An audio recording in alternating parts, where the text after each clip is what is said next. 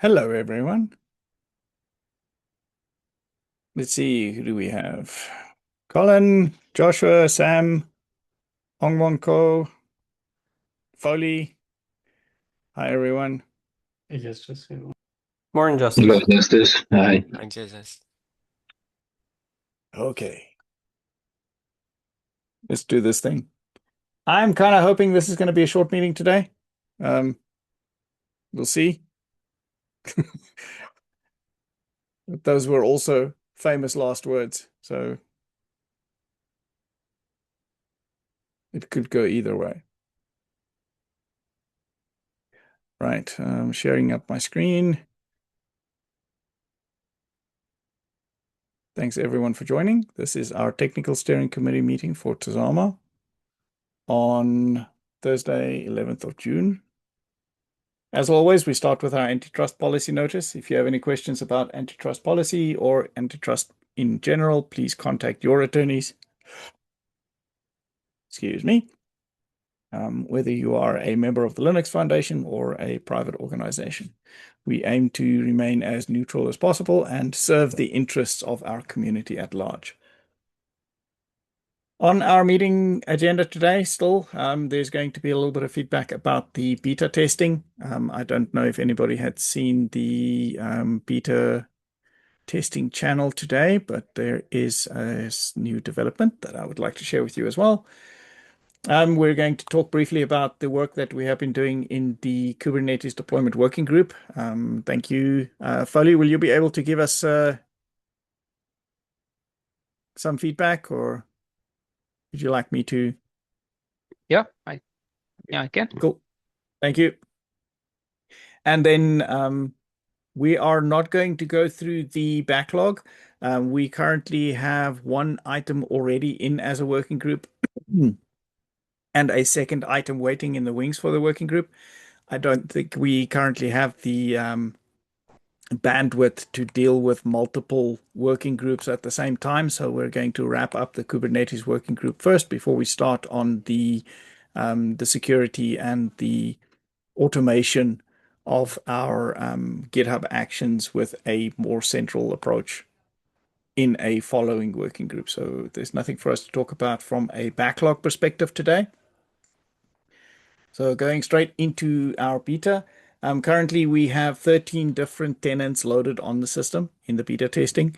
The beta testing itself has been going a little bit slower than we liked or would have liked. So what we have done is we appreciate that creating postman tests on your own to be able to interact with the system is maybe not everybody's cup of tea. So we have spent the last couple of weeks updating our demo UI, and we have deployed that just in time today on the sandbox itself so that you can have access to a better interface for creating transaction ecosystems, and then also seeing the results of the evaluations that you're performing on the system. And then we'll also give you a slightly better approach to creating alerts that you can then handle in the case management system. So I'll show you that in a sec. We have evaluated 642 transactions in the beta. There are 381 cases, and you can read the stats here. 4 rules have been created in the Rule Studio, and then the Connection Studio has also started to see quite a bit of traffic. So there are 34 connections that we have created so far, which is really exciting. This is, I think, an overview of the bugs in general, but I think maybe just this view would also give you all a little bit of an insight. Hang on a second for me. Just I have my email open and I don't want to show you that. Here we go. Let me share that again. So we have collated all of the beta testing issues in a project that we are currently working on. These fixes are currently in progress. These fixes are in the backlog. And I'm actually quite happy to report that we have completed quite a bit of work. So we have completed more fixes than we currently have in progress. And the backlog is also dwindling a little bit, which is really great news. So as we are wrapping up our beta testing, we hope to be able to polish the system and do our release during the course of this month. We are aiming to release 4.0 before the end of the month. So hang on to your seats. It's going to get busy. And then maybe just also as promised, this is the Tazama demo UI. So what you'll see when you connect with the demo UI is you will be confronted now with a login page. The login page is new. And this is also for those of you familiar with the system, the way that the system resolves tenancy. So you have to be able to log on to the system for the system to collect your tenant identifier out of your JWT, your Tazama token. So the way that you would log on to that is if you are part of the beta program, you would have access to a Tazama API client user, which is the same user that you would use in Postman to interact with the APIs. So both the TMS API and the admin service API. And you just use your own domain there. So, and then you will have been issued a password here. And if you log on to the system, then you'll get to this dashboard here. So let me just clear this so that you can see a fresh start.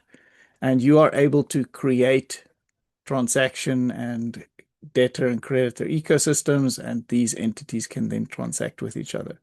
So this transaction to, for example, that debtor, and if you send it through the system, you will get a evaluation response from the system that shows you all of the rules that were evaluated and then also all of the typologies and which rules rolled up into which typology. So everybody has access to this demo interface. And when you post these transactions end up in the database, and you can also see the outcome of that evaluation. So for this particular one, this one did not alert. And if I keep on spamming a transaction here, I will eventually get a duplicate transaction alert there. And you'll see the typology processor is now throwing an interdiction, which shows that the system is actively blocking this transaction, simultaneously generating an alert, which will now show up in the case management system that you can then go and investigate in the case management system to test out that functionality there as well. Any questions?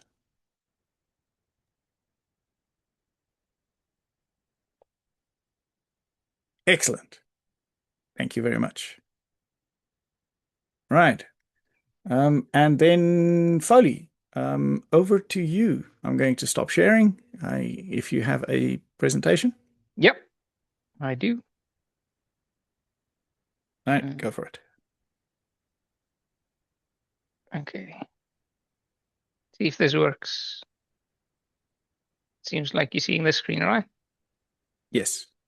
Okay, good. Well, thanks everybody. I'm going to be presenting what we've been able to do in the what was called the Tazama Helm-based deployments working group.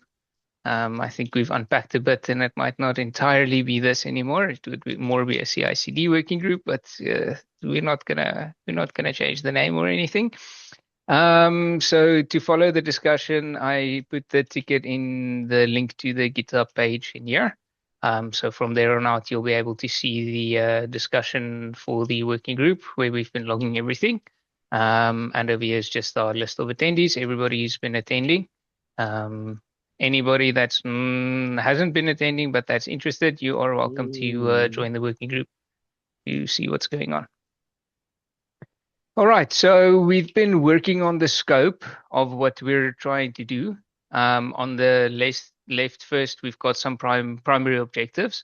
Refresh or new is the first question. We've got a bunch of existing things like Jenkins, and we've got existing Helm charts for Azure and Google and the DigitalOcean, if I'm not mistaken. So there's a bunch of existing Helm charts.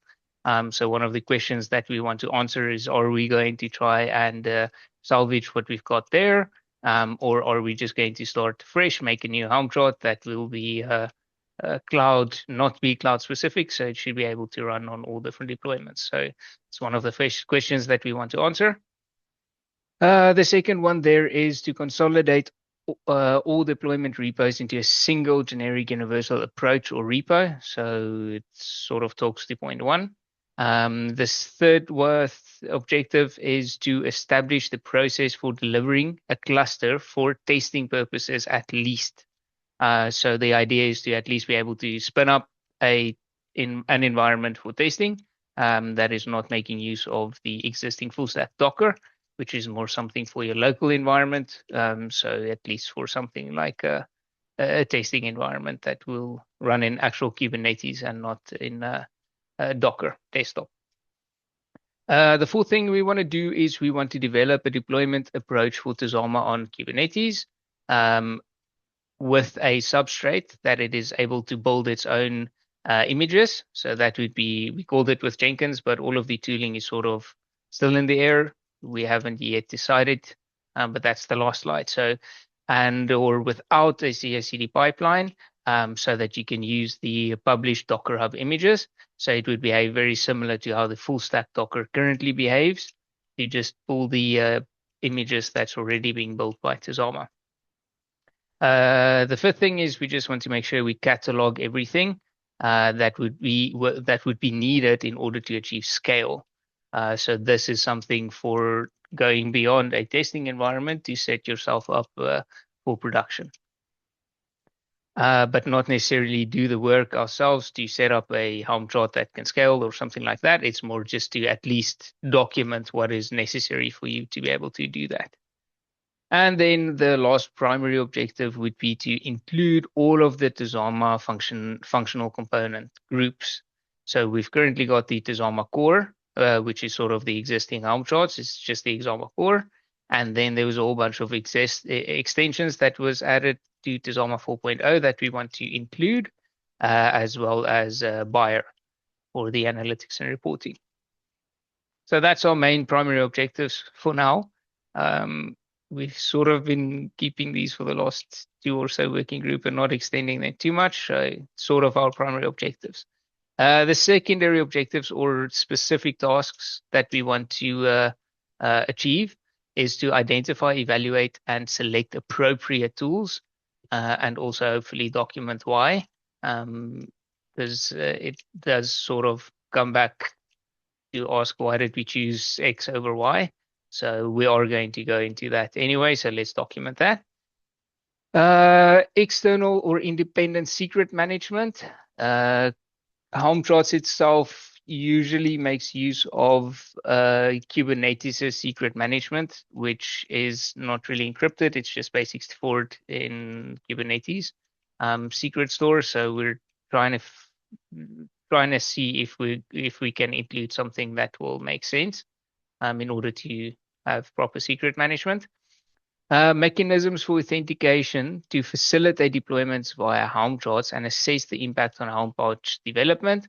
So this sort of talks to when you run the Helm chart, you first need to authenticate with your specific flavor of Kubernetes.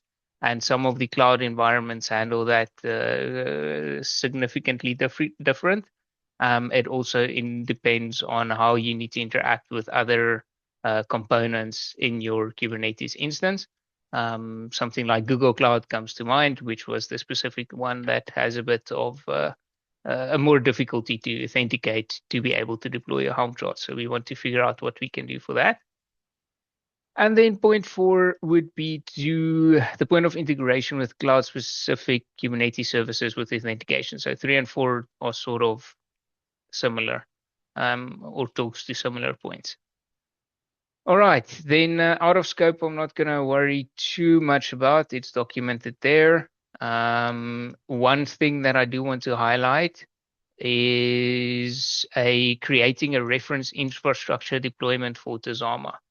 So what we mean to say by that is we can build the Helm charts, but we don't really have environments where we can test them and say what your Kubernetes instance needs to look like. So we want to at least deploy it somewhere. It's out of scope. So this is one of the things that we'll ask the community if someone is able to run it and install it on whichever flavor of cloud they've got. There has also been mentioned from Sam that we might be able to get that through the Moduleap community. So we'll see if that realizes. But then we'll be able to test that on at least one cloud instance and to document a reference infrastructure. It's out of scope. And the reason is we're hoping the community can do that for us. That also highlights our main constraint or assumption or risk, which is limited access to physical cloud infrastructure. We've currently only got access to AWS, and we're not entirely sure if we would even be able to set up a full Kubernetes stack to set up and test the actual Helm chart. So we're going to hope the community can offer us some guidance and assistance on getting some cloud access so that we can test the Helm charts.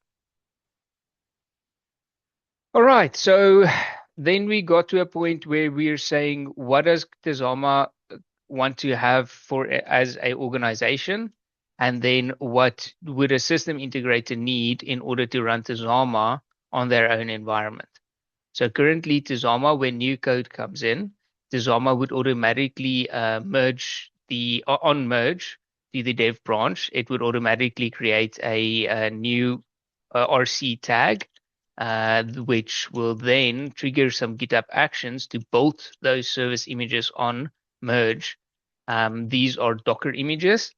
They then get published to the immutable images, gets published to the Docker Hub, where it is made available for Docker-based deployments, currently available through the full stack Docker deployment to pull these or pre-built images. So this works great for Tazama as an organization, and there's probably not too much that we want to amend there. The main thing, the focus of the working group is to offer system integrators a proposed, and I updated it here to say CI/CD pipeline. This is our working group focus. So what needs to happen is you need to be able to pull your own code, build your own service images. So we again mentioned Jenkins. It might not end up being Jenkins. That's where we're leaning towards, but we'll see.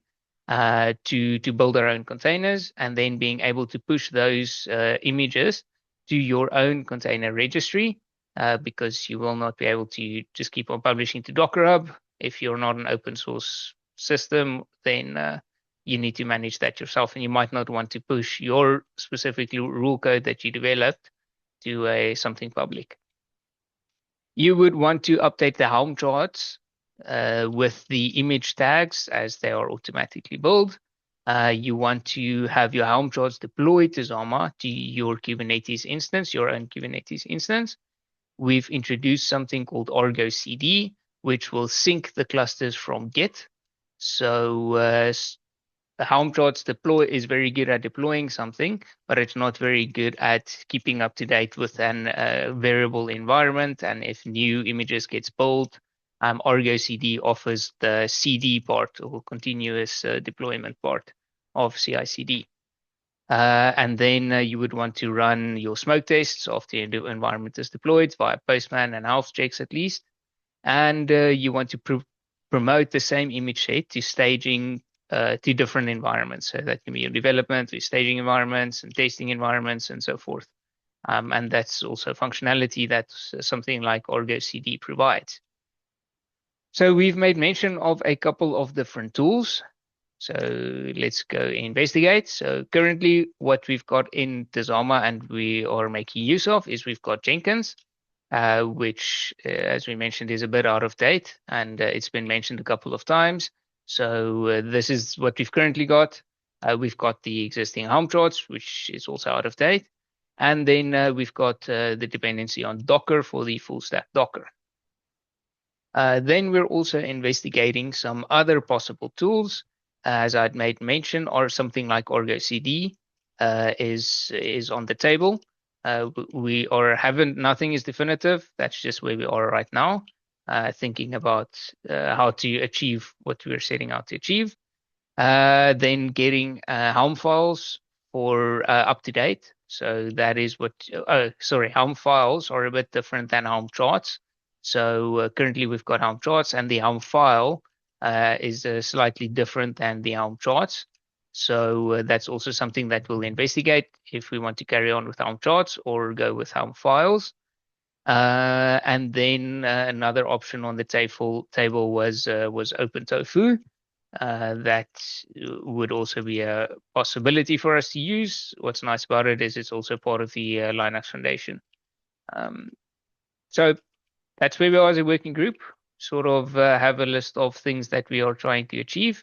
If I go back to the previous slide, we mostly want to focus on getting something that SIs can use to not just deploy Tazama once off, but to make sure they can run Tazama on a production grade. Any questions or anything that someone wants to add or something I've missed? Sam, I Justice, had a more Brian? fundamental question. I don't know if this is the correct forum for it, but maybe for you both, Justice and Foley. Um, this probably happened like were you in when you were initially developing this model, but have you considered developing images that can be reused, but can, let's say, use configuration or files, for example, on mounted volumes, things like that, that can take the rules, or was building a necessary component on the SI side? Because I was looking at not only reducing the burden on the SI side, but also having authority to, or like at least official images that can be used, and other options can be just extended based on the implementation requirements from, let's say, files or volumes.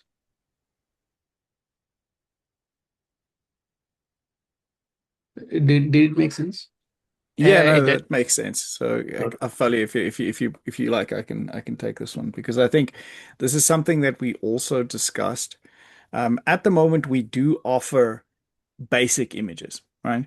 So we have an automated build process at the moment. So as soon as code is merged into our dev branch, we publish a image on Docker Hub for that merged code. So that Yeah, yeah. particular update. So the state of the dev branch is then published. There's also a release process where as soon as code is then merged into the main branch, we will similarly publish a main branch image or a release image into Docker Hub. So both those images then coexist on the system and they're both tagged differently. The one has a release tag and the one always has a release candidate or an RC tag. So both of those are available.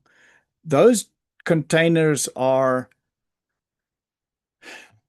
I don't want to call them basic because they offer all of the functionality that you would expect from a Tazama system, but they are not necessarily security hardened containers in a very specific way. They are deployed with most of sort of the default settings. So it is currently running, I think, on I can't remember what the distro is, what that we are using, Alpine perhaps. So it's a very lightweight distro. So if you wanted to install a Linux distribution or a distro for your container that has more functionality, you would have to do that yourself. So we don't want to presuppose on the kind of things that people are likely to need. But we are also not opposed to having official images. I'm just not sure whether, like, firstly, whether or not that would be in scope here. So we have images available, and then we are providing for a build process so that you can kind of roll your own image. And then, in addition to that, sure, we can certainly implement official images, but that can happen at any time. That doesn't necessarily have to be part of this process. And I imagine that would also be sort of based on the demand from the community or from system integrators or so on, where somebody says, we like your basic images. We would actually want you to provide a official, more hardened image. So, how can we help and how can we contribute to that is probably the answer that we're hoping for. Yeah, and I Thank you. think we've Go we, ahead. we've sorry to interrupt you, Sam.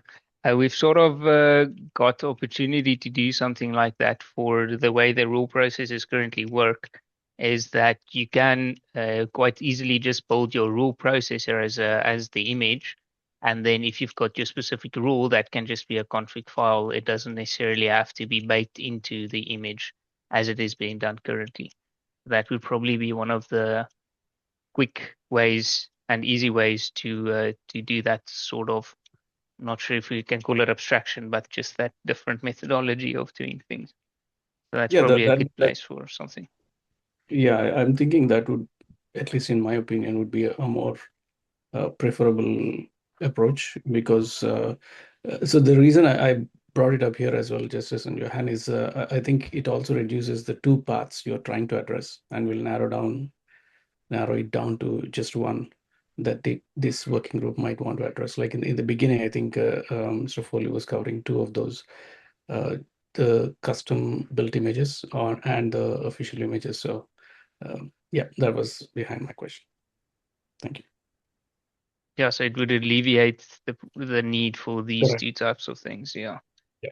And I'm the other concern there for me was with the different distros, sometimes reproducibility can be an issue. For example, what we are seeing with the official images or what you're maintaining might not be reproducible with some other versions. Ideally not, but there will be cases where things might look different. Yes, I'm sure. Like some vagaries of the specific implementation. I think that's a classic case of, hey, it works on our machine. If it doesn't work on your machine, it's going to kind of be your problem. But yeah, that is also something worth considering, is it will be easier to support if you're talking about the same kind of foundation. But again, for me, it's like I'm not opposed to it at all. If that is something that we as a community feels would add value, let's add it to our backlog and then we can properly review and prioritize it. For me, it's not immediately part of this process. We actually, and maybe it's worth mentioning here, is in our discussions and our conversations around this particular working group, there are a lot of things that we feel could be part of the working group, but we've had to trim back the scope a little bit. So we originally said that maybe we want to also publish a reference deployment on a cloud provider, for example. And we trimmed that back to say we at least want to be able to create something that we can test on, but we are not, as part of this project, going to deliver a prefabbed deployment process. Similarly, we also said that we are going to attend to the Helm charts and we're going to attend to the Jenkins piece, but when it comes to the Argo CD piece, for example, that feels like it could be a convenient phase 2, but we're not going to put that into the immediate phase 1 because otherwise it gets a little bit too busy. And we are trying to deliver something efficiently and quickly. So we are trying to keep the scope maybe a little bit trim, focus on getting the Helm charts out there and focus on getting the Jenkins process up and running. And then we can talk about future phases for additional work after that. Cool. Thank you. And it would be a useful outcome of the working group anyway to say this would be nice for future working groups to pick up. Yes. I think maybe we can retire. We can do the heavy lifting on the first one and then retire for the second one. Okay. Any other questions? Alrighty. Thank you very much, Fadi, for the feedback. I don't have anything else in the agenda for today. Maybe just quickly throwing it out there to the floor if anybody has anything they would like to talk about. But also, as always, I'd like to invite you, if you do want to participate or have anything to raise for discussion at the Technical Steering Committee meeting, please log that on the Technical Steering Committee backlog, or you can even raise that in the Slack channel and we can discuss it and then we can convert it into an issue for discussion, review, prioritization, and so on according to our TSC process. Anything from the floor?